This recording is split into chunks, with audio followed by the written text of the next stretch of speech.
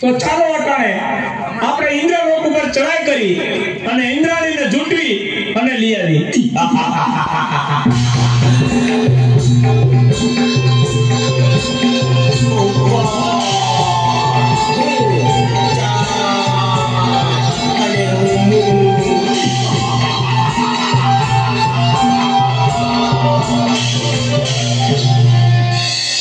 સ્વામીના ખબર નહીં શું કામ પણ કોઈ અજાણ ભય મને સતાવી રહ્યો છે. મારું મન પારેવડાની જેમ ફફડે છે. જાણે કંઈક ન થવાનું થશે. આપણા ઇન્દ્રિય લોક પર કોઈક આફત આવવાની હોય એવું લાગે છે સ્વામી. અરે દેવી, ચિંતા કરવાની કોઈ જરૂર નથી. તમે આસન ગ્રહણ કરો.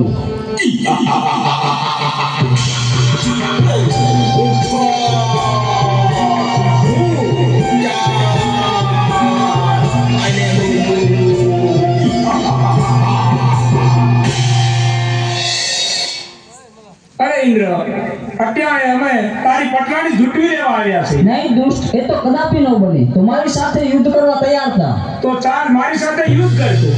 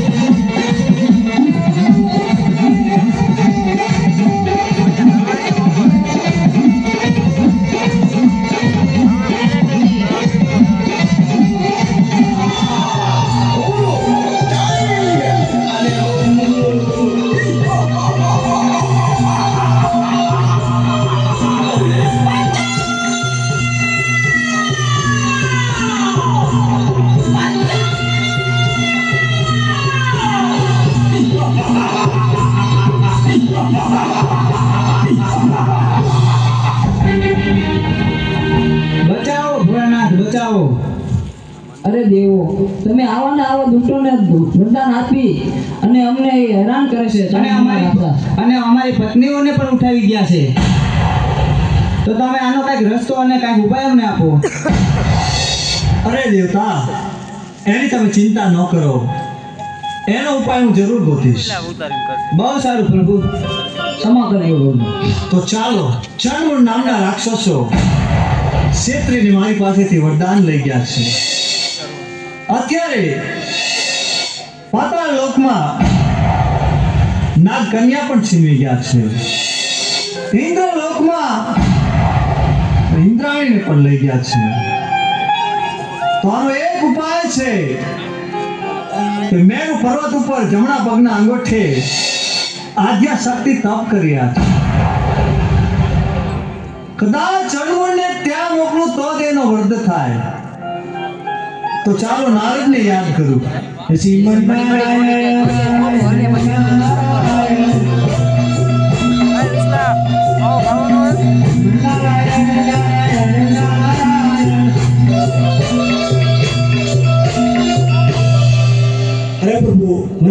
તમારું કારણ એટલું છે નારદ કે ચણમૂળ નામના રાક્ષસોએ મારી પાસેથી છેતરીને વરદાન લઈ ગયા છે. દેવ દાનવ કે માનવ એને કોઈ મારી શકે એવું નથી. આદ્યા શક્તિ મેરુ પર્વત ઉપર તપ કરી રહ્યા છે. એની પાસે લઈ જાઓ તો એના હાથે જ એનો વધ છે. તો તમે જઈ ચણમૂળ નામના રાક્ષસો દેવીઓને હેરાન કરે છે એને સીધા જ મેરુ પર્વત ઉપર લઈ જાઓ અને આદ્યા શક્તિ પાસે મોકલો. બહુ સારું. અરે ચંદ અને મૂન, મારી સાથે ચાલો મેરુ પર્વત પર. આથી સુંદરી તમને સારી બતાવું.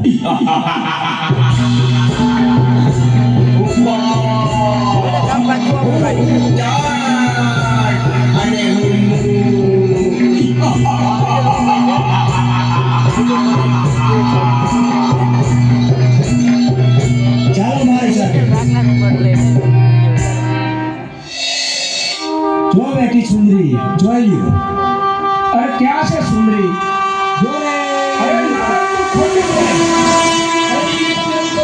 હું કાંઈ દેખતો નથી.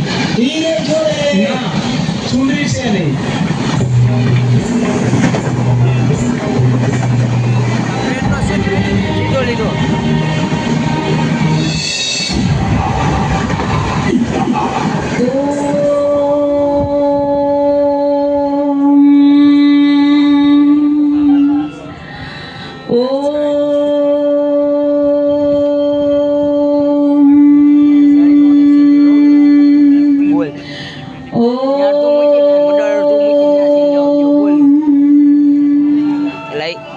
અરે સુંદરી, તું પણ અમારી પટરાણી બની જા.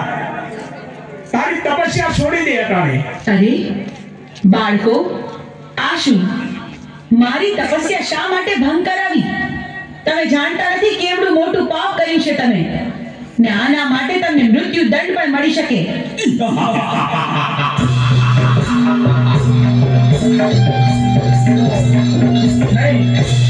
પણ તમે મારા બાળકો છો માટે હું તમને મારતી નથી.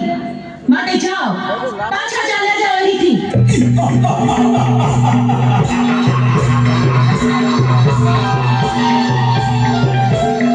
અરે સુંદરી, અમે તને પટરાણી બનાવવા આવ્યા છે. શું કહ્યું? સાક્ષાત શક્તિનું સ્વરૂપ મને આદ્ય શક્તિને તમે પટરાણી બનાવશો? હા, અમે તને પટરાણી બનાવવા આવ્યા છીએ. તમે શું બોલો છો એનું ભાન નથી તમને? અમે ભાનમાં જ છીએ.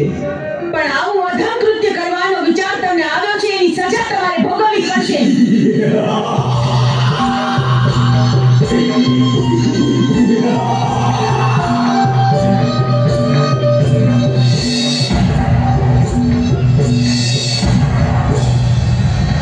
મારા ક્રોધના અગ્નિથી હું તમને ભસ્મીભૂત કરી દઈશ, પણ વારમાં તમારો સંહાર કરીશ.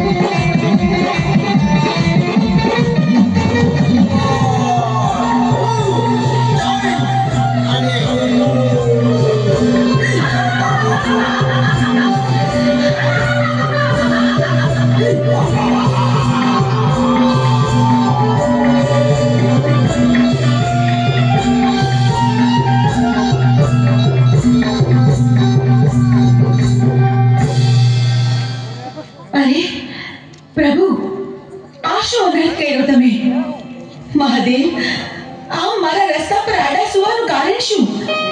તમે મને પાપમાં ન પાડશો પ્રભુ. અરે દેવી, તમે ક્રોધમાં છો. પૃથ્વી તમારો ભાર ન ઝીલી શકે એટલે મારે આડું સૂવું પડ્યું. ચાંદમૂળને માર્યા પછી તમારું નામ ચામુંડા પડશે. પંચાળની ધરતી ઉપર જાઓ, ચપટી ધૂળ લઈ અને ડુંગર બનાવો, એની ઉપર તમારા બેસણા કરો. દુખ્યા તમારા પારે આવશે, એના દુઃખ મટાડજો. ભલે પ્રભુ, જેવી તમારી આજ્ઞા. આપે કહ્યું તે જ પ્રમાણે થશે. ચોટીલા ડુંગરે બિરાજમાન થઈને હું દુખિયાના